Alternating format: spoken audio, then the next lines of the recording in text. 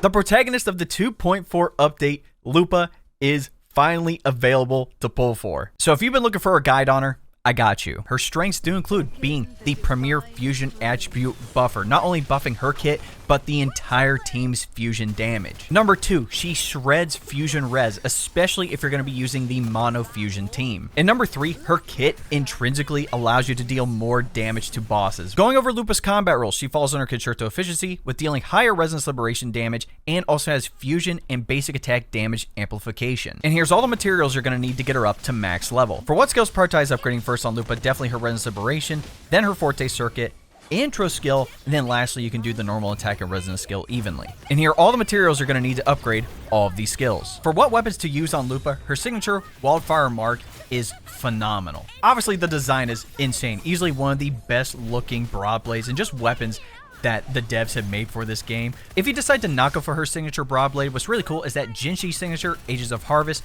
GN signature, Verdant Summit, and the standard 5-star Lustrous Razor all work pretty well on her. If you don't have any 5-star Broadblades, there are a couple of 4-star ones you can use. For Lupa's best Echo set, we're looking at the new set that came with 2.4, Flaming Clawprint. At our 4-cost Echo, we're looking at the new Lioness of Glory with either crit rate or crit damage. At our 2-3 cost, fusion damage bonus, and our 2-1 cost attack percentage. For our Echo substats, we're looking at crit rate and crit damage, Ren's Liberation, energy regen, and any attack percentage we can get. For Lupa's best team options, she is extremely catered to having both Chun-Li and Brant on the team. Now, if you're someone who doesn't have Chun-Li and or Brant, you still can kind of make this team work. For me, I don't have Brant, which means if I do triple fusion team, I don't have any healing. So you could potentially use characters like Chishia. Again, she's the free-to-play DPS fusion option. If you have Encore, technically Lupa buffs Encore perfectly with her having higher basic attack damage. You could toss more Tefi in there, not necessarily because of the heavy attack damage bonus or anything, but the coordinated attacks and the Empyrean Anthem set could give another general attack bonus for the team. I've also seen people use Lupa Chun-Li in Shorekeeper or Lupa Brant in Shorekeeper, and that conversation leads us into a resonance chain and isn't worth getting multiple copies of her. Overall, S1 and S2